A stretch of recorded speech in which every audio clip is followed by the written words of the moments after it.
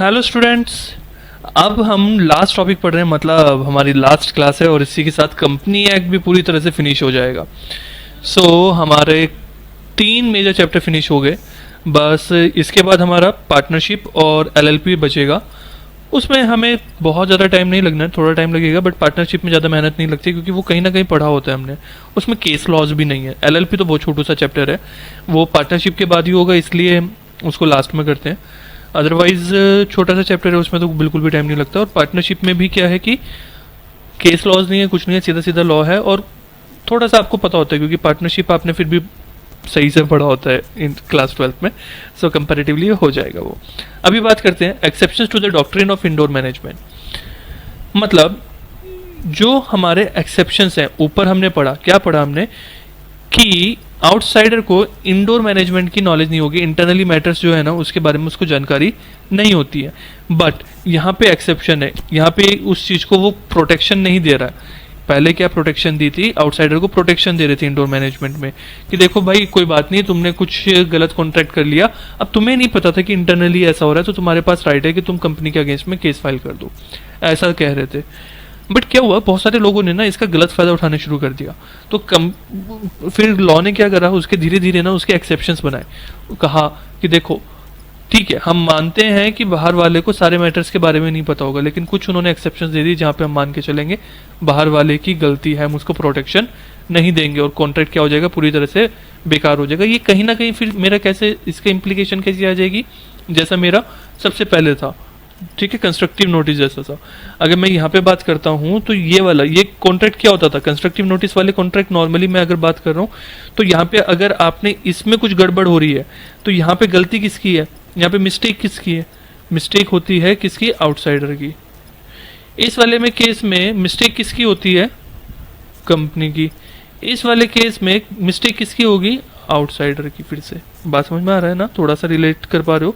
ज्यादा मैं ये नहीं कह रहा हूँ कंस्ट्रक्टिव नोटिस बन गया एक्सेप्शन, ना ना ना, कंस्ट्रक्टिव नोटिस अपनी बात है। कंस्ट्रक्टिव नोटिस तो बात हो रही है पब्लिक डॉक्यूमेंट्स की कि हाँ भाई उसकी नॉलेज होनी चाहिए। फिर बात आती है इंटरनल मैटर्स की। पहले कहा कि उसकी नॉलेज बाहर वाले को नहीं चाहिए, लेकिन कुछ केसेस जहाँ पे नहीं होगी तो भी चलेगा, मतलब बाहर वाले को हो नॉलेज, ऐसा पक्का होना चाहिए। देखते हैं सबसे पहले actual or constructive knowledge of the irregularity. अगर कोई काम इरेगुलर है ना, कुछ अजीब सा हो रहा है, तो वहां पे आपको कुछ देखना होगा।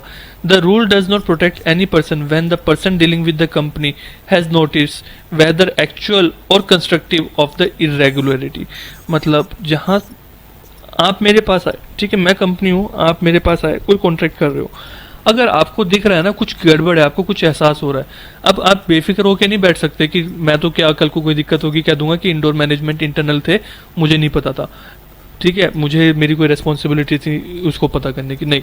तो अगर आपको कुछ शक हो रहा है तो उसमें क्वेश्चंस करना, उसकी जानकारी लेना, ये किसकी जिम्मेदारी बनती है, आपकी जिम्मेदारी बनती है। तो बाय डिफॉल्ट नहीं पता है, ठीक है, अगर शक हो रहा है या कुछ डाउट लग रहा है तो वहां पे आपको पता होना चाहिए। केस लॉ का नाम रखना याद कोई जरूरी नहीं है। वेयर ये केस है जहां पे क्या था, directors could not defend the issue of debentures to themselves. Debentures issue कर दिए थे, डायरेक्टर्स ने क्या करा, खुद को डिवेंचर्स इशू कर दिए। मतलब वो कंपनी के डायरेक्टर्स हैं,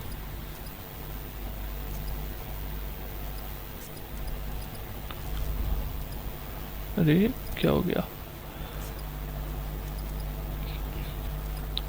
कंपनी है, कंपनी के डायरेक्टर्स हैं, इन्होंने क्या करा, कंपनी के डिवेंचर्स ले लिए, ले सकते हैं, कोई दिक्कत नहीं है। बाहर वालों को देते तो उन्होंने खुद ले लिए, डिवेंचर्स इशू कर लिए अपने आप को।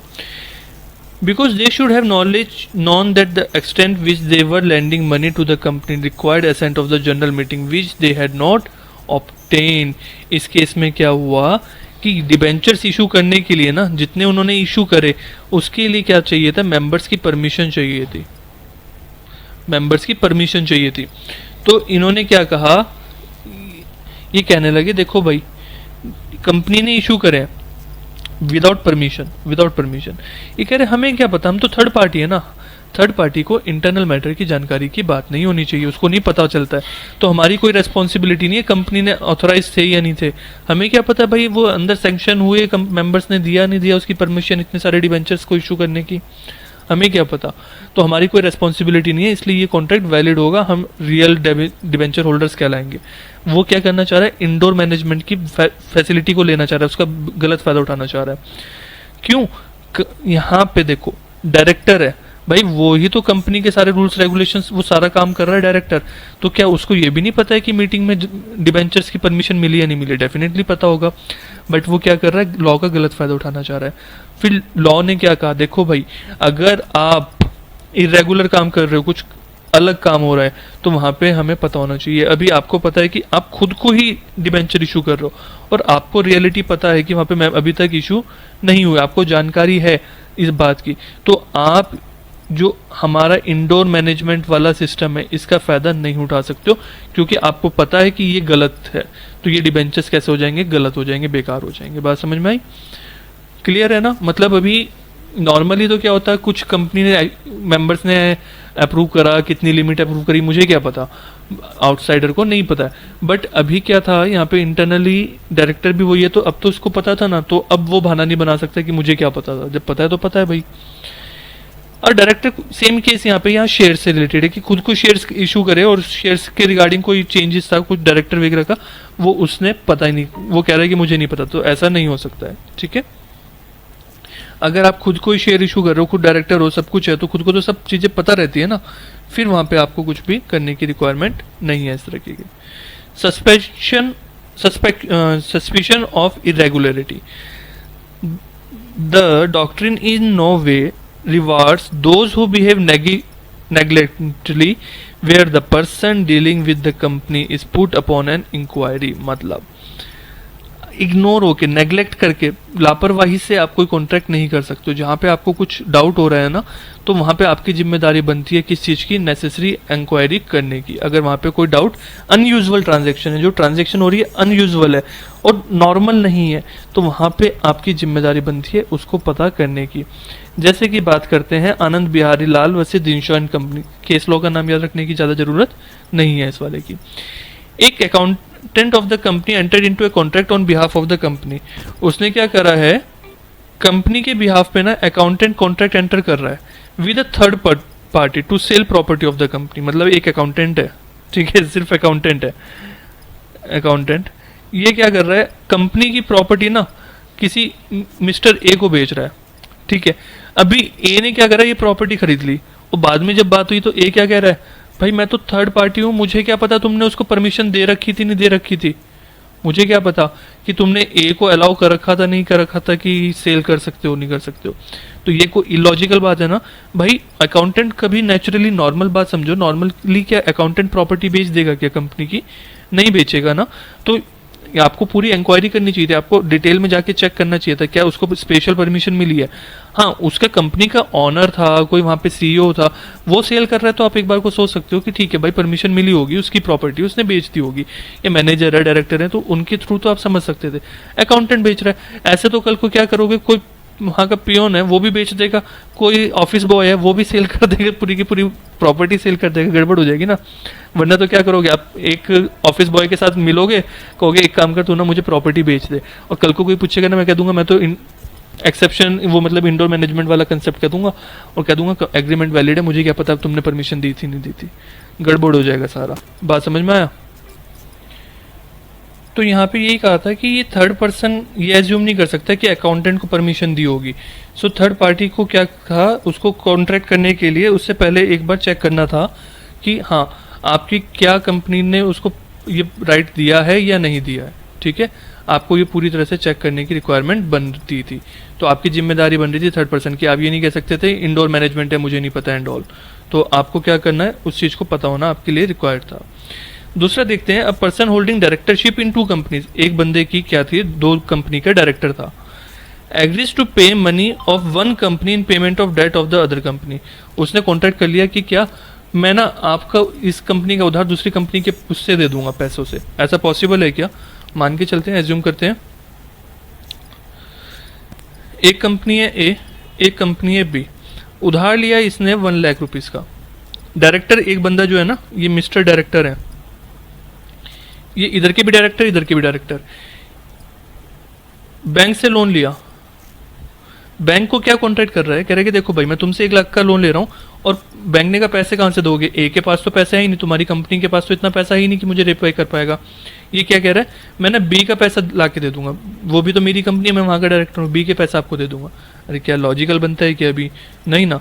सो इसमें भी क्या अनयूजुअल है, तो यहाँ पे क्या इस चीज़ को तुम्हें पहले देखना चाहिए था कि बी इस चीज़ के लिए एग्री है या नहीं है। अगर बी कंपनी एग्री है फिर तो कोई दिक्कत ही नहीं है, बट अनयूजुअल है, अपने आप से मान के नहीं चल सकते कि हाँ भाई इसकी परमिशन मिली होगी नहीं मिली होगी, तो आपको ये चीज़ देखनी रहेगी, ठीक है। No knowledge of article of association, मतलब if authority to enter into a contract on behalf of company could be delegated to an officer और employ of an company as per AOA. ये देखना, ये टॉपिक ना, ये वाली line बहुत logical but थोड़ी अजीब सी है, मतलब पूरा ये वाला जो पॉइंट है, क्या कह रहे हैं, अगर आपके एओए में, आपके ए जो भी है वो, ठीक है, गाना गा लेना, ए में पावर दे रखी है, पावर सिर्फ ताकत दे रखी है। लेट्स से कि आपको कॉन्ट्रैक्ट करने की जो मैनेजर, वैसे नॉर्मल पावर तो रहती है किसकी, मैनेजर की, कॉन्ट्रैक्ट एंटर करने की, ठीक है, बट ये लिखा है कि ये पावर ना चाहेंगे तो कभी हम मिस्टर ए को दे सकते हैं।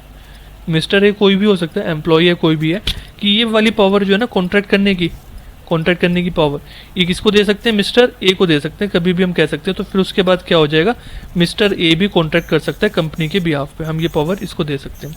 बात समझ में आई। नॉर्मली तो क्या पावर किसके पास है, मैनेजर के पास है, कि मैनेजर क्या कर सकता है, कंपनी के बिहाफ पे कॉन्ट्रैक्ट एंटर कर सकता है। बट एओ में लिखा है कि हम कभी भी चाहें, मैनेजर चाहे या मेंबर्स चाहें, तो कभी भी क्या मिस्टर ए को ये पावर दे सकते हैं। Clear. But such authority has not been actually delegated to him, but अभी तक ऐसी कोई ऑथोरिटी दी नहीं है, सिर्फ लिखा है। Outsider who deals with such an officer can not assume.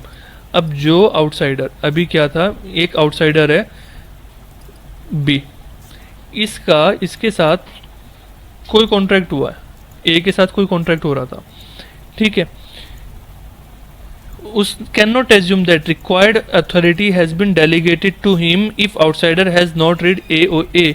अगर ये अपने आप से ये एज्यूम नहीं कर सकता है क्या कि इसको अथॉरिटी मिल भी गई होगी। बात क्लियर हो रही है। देखो इसमें तो ये लिखा है अगर बी ने एओए पढ़ा ही नहीं है, अगर एओए पढ़ा ही नहीं है तो फिर भाई उसको पता कैसे है कि मिस्टर ए को अथॉरिटी मिल भी सकती है। बात समझ में आ रही है। अगर उसने बी ने एओए पढ़ा ही नहीं है तो उसको तो सपने भी नहीं आ रहे ना कि मिस्टर ए को अथॉरिटी मिल सकती है, और तो उसको फिर तो कॉन्टेक्ट कर ही नहीं सकता, ऐसा मान के चल ही नहीं सकता कि मिस्टर ए को अथॉरिटी मिल गई। उसके लिए तो पहले पूरी डिटेल पढ़ो, और उसने पढ़ भी लिया, एओए पढ़ भी लिया, उसमें सिर्फ इतना ही तो लिखा है अथॉरिटी दे सकते हैं। मिली है या नहीं मिली ये तो एक बार चेक कर लो आप, ठीक है। अथॉरिटी दी है या नहीं दी है ये तो एक बार पूछना तो रहेगा ना कम से कम।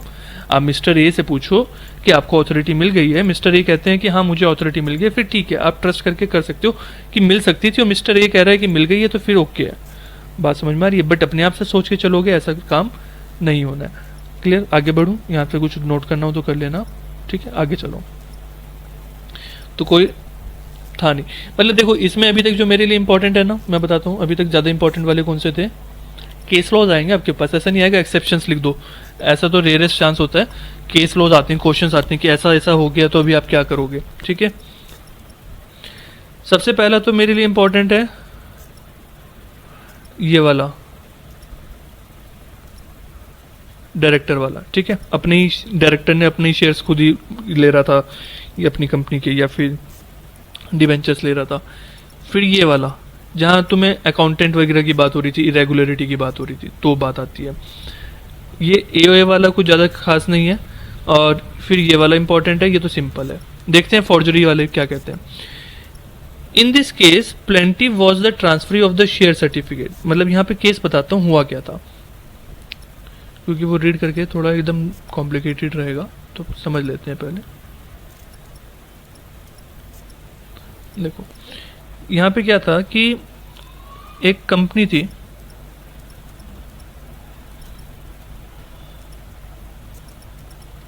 ठीक है, कंपनी थी, शेयर्स इशू हुए पब्लिक को, पब्लिक को हुए शेयर इश्यूज। शेयर इशू करने पे ना उस पे जो शेयर सर्टिफिकेट था उस पे साइन किसने करे, सीएस ने, कंपनी के जो कंपनी सेक्रेटरी था ना या थी जो भी, उसने क्या करा, साइन करे। ठीक है, अब साइन करते वक्त क्या था उसमें इसने ना फोर्जरी करी। फोर्जरी मतलब धोखा, गड़बड़, फोर्जरी करी। क्या इसने ना 2 डायरेक्टर के साइन नकली कर दिए, 2 डायरेक्टर के साइन क्या कर दिया, नकली कर दिए। बात समझ में आई। अब क्या हुआ, मैच हो गया, पब्लिक ने सर्टिफिकेट खरीद लिया, सब कुछ हो गया, कंपनी को उसके बारे में पता ही नहीं है। सीएस ने क्या करा, सब कुछ बेच दिया। ऐसे काम आप मत करना, सीए बन के पता चला नकली साइन कर करके लोगों को पैसा नोट छाप रहे दे दे के। ठीक है, तो आपको क्या करना रहेगा, इसने सीएस ने क्या करा, पब्लिक को शेयर से दिया। अब पब्लिक जब मैच्योरिटी आई या फिर जब उनको शेयर बेचने थे, एक बंदा आया कंपनी के पास गया, कंपनी से कहा कि देखो भाई मुझे मेरे पेमेंट कर दो, मेरे शेयर जो हैं इसकी क्या कर दो पेमेंट। आजकल तो सब ऑनलाइन हो गया देखो। ठीक है, प्राइवेट कंपनी जो अनलिस्टेड है वहाँ पे बात अलग है, आज भी मैनुअल में आप जा सकते हो, तो ये पुराने टाइम की बात है। ठीक है, हमें कोई मतलब नहीं बनता इतना। इसके पास गए, इससे क्या कहने लगा, पेमेंट कर दो मुझे। कंपनी कह रहा पेमेंट कैसे, ये कहने लगा देखो मेरे पास आपके सर्टिफिकेट है। ये कंपनी कहने लगी ये सर्टिफिकेट हमारी तरफ से इशू नहीं है। तो पता चला कि भाई सीएस ने करे थे उस पर फोर्जरी। अब ये क्या कह रहा है, ये कह रहा है देखो भाई इस पे डायरेक्टर के साइन है, आपके एमओए और एओए में लिखा है कि शेयर इशू कर सकते हो, इशू कर सकते हो लिखा है, हमने चेक करा।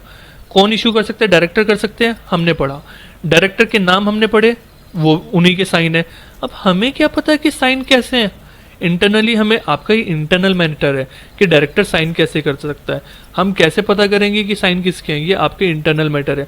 हमारी रेस्पॉन्सिबिलिटी बनती थी पब्लिक डॉक्यूमेंट्स को चेक करने की, एओ को, एमओ को, वो हमने कर लिया।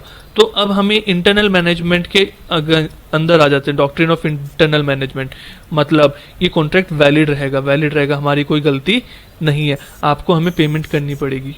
फिर कंपनी ने केस कर दिया और कोर्ट का डिसीजन पता क्या आया, कोर्ट का डिसीजन आया ये इंटरनल मैनेजमेंट का केस नहीं है, ये, अरे क्या डिजाइन बन गया, ये क्या है, एक्सेप्शन।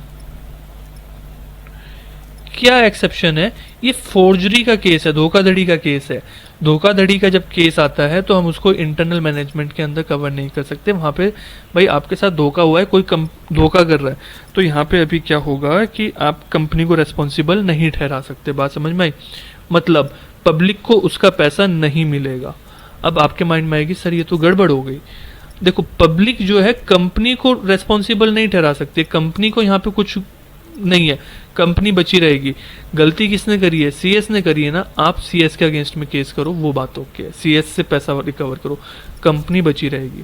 बात समझ में आई, ये तो ठीक है, कंपनी का सीएस था, अगर कोई थर्ड पार्टी हो जाती फिर भी आप कह देते हो। तो अभी क्या होगा, मैं क्या करता हूँ, रिलायंस के जो है ना साइन करके वहाँ पे अंबानी के साइन करके आपको सारी प्रॉपर्टी भेज देता हूँ, ये रिलायंस है, ये मैं हूँ, ये आप हो, और मैंने क्या करा, आपको सारे के सारे साइन कर दिए रिलायंस के नाम के, और सारे बहुत सारे शेयर दे दिए। मैंने कहा देखो मैंने आपको 50% का शेयर होल्डर बना रहा हूँ, 50% शेयर होल्डर बना रहा हूँ, मतलब मुझे ना आपसे और कुछ नहीं, $100 बिलियन चाहिए। ठीक है, आपने कहा लो भाई आपने सारी प्रॉपर्टी बेच के, आप बहुत बड़ी पार्टी हो, सब कुछ बेच के मुझे दे दिया। कल को जब गए रिलायंस के पास, अभी तो देखो पॉसिबल नहीं है, रिलायंस के सारे शेयर्स ऑनलाइन ट्रेड होते हैं, मैनुअली पॉसिबल नहीं है इस तरह से फोर्जरी करना। आप गए, वो कह रहा है, उससे पैसे मांग रहे हो, अब तो आप कहने लोगे भाई मुझे क्या पता तुम्हारे साइन कैसे हैं। तो कंपनी तो ऐसे तो हर कोई कंपनी को लूटने लग जाएगा ना, बेचारी कंपनी तो बैठी बैठे उसको क्या पता कि कौन धोखाधड़ी कर रहा है। तो कंपनी को बचा के रखा है, कंपनी को कहा कि आपकी कोई गड़बड़ नहीं है। इस पर्सन ने और इस पर्सन ने आपस में कॉन्टेक्ट करा है, इन दोनों के बीच में धोखाधड़ी का केस है, ये आपस में निपटेंगे। तो कौन एक दूसरे के ऊपर केस करते हैं तो चलेगा, कंपनी के ऊपर कोई केस नहीं होगा। बात समझ में आई। सो यहाँ पे यही लिखा है, यहाँ पे क्या है, in case the plaintiff was the transferee of the share cap certificate. जो प्लेंटिव है, जो मतलब अभी बेचारा केस कर रहा है, वो transferee of the share certificate, वो अपने शेयर दूसरे को बेचना चाहता था। Issued under the seal of the defendants company, जो कंपनी अपना बचाव कर रही है। मतलब जब केस होता है ना, केस में 2 पार्टी होती है, एक प्लेंटिव जो केस लेके आया है और डिफेंडेंट जो अपने आप को बचा रही है। मतलब जो शेयर होल्डर है उसने, वो क्या चाह रहा था, उस कंपनी के शेयर को ट्रांसफर करना चाह रहा था। कंपनी सेक्रेटरी ने क्या करा, कंपनी की सील लगाई और उस पर सिग्नेचर 2 डायरेक्टर्स के कर दिए और इशू कर दिए सर्टिफिकेट, फोर्ज साइन इशू करे, नकली। प्लेंटिफ का कहना था कि देखो भाई सिग्नेचर असली है, ये जग नकली है, ये इंटरनल मैनेजमेंट का काम है, मुझे क्या पता कि आप साइन कैसे कर सकते हो। और इसलिए कंपनी को क्या करना चाहिए कि मुझे पेपर जो भी है इसका पेमेंट है मेरी पेमेंट करे। लेकिन ये कहा गया कि ये कंप्लीट फोर्जरी है, यहाँ पे कंपनी का कोई इन्वॉल्वमेंट नहीं है, तो इसलिए आप इसको इंटरनल मैनेजमेंट में नहीं लेके आ पाओगे। ठीक है, क्लियर। लास्ट वाला देखते हैं, इलीगल ट्रांजेक्शन्स। इलीगल ट्रांजेक्शन्स या फिर वो ऐसे छोड़ो, इलीगल ट्रांजेक्शन या अल्ट्रा वायर्स, दोनों ही ट्रांजेक्शन्स को यहाँ पे कवर नहीं किया गया। मतलब क्यों नहीं किया गया भाई, इसको तो हमने ऊपर पढ़ लिया था ना। कहाँ पढ़ लिया था? सबसे पहले कंस्ट्रक्टिव नोटिस में एमओए अल्ट्रा वायर हो गया ना भाई, एमओए के अगेंस्ट में हो गया। अल्ट्रा वायर तब कहते हैं beyond the power of the company. ठीक है, इलीगल है, इलीगल मतलब वो तो कंपनी एक्ट ही नहीं कर रहा, वो तो एमओए में भी नहीं लिखा, इलीगल है पूरी तरह से, कंपनी एक्ट ही नहीं कर रहा, तो इसलिए ये यहाँ पे कवर ही नहीं होंगी। ये तो एमओए का पार्ट है, उसमें चेक करो कि वहाँ पे है या नहीं। और वहाँ पे क्या कहते हैं, वहाँ पे तो भाई सीधा से कहते हैं सामने वाले को भी पता होना चाहिए लिखा है नहीं लिखा है। ये नहीं लिखा है तो मतलब क्या, कॉन्ट्रैक्ट वॉइड है, मतलब आप इलीगल कॉन्ट्रैक्ट या अल्ट्रा वायर्स कॉन्ट्रैक्ट नहीं कर सकते, वो क्या रहेगा, वॉइड रहेगा। क्लियर है पूरी तरह से। इसी के साथ हमारे चैप्टर फिनिश हो गया। हाँ जी, इस वाले में कुछ नहीं लिखा है मैंने, लास्ट में पोएम हर चैप्टर पे लिखी है, इस वाले पे रह गई है। सो आई विल ट्राई कि आगे इसको ऐड कर दूं मैं। ठीक है, सो अभी कुछ लिख लेते हैं, वैसे भी तो ओरिजिनली कंटेंट लिखते हैं, सीए से रिलेटेड कुछ लिख देते हैं, आपको बताते हैं। सीए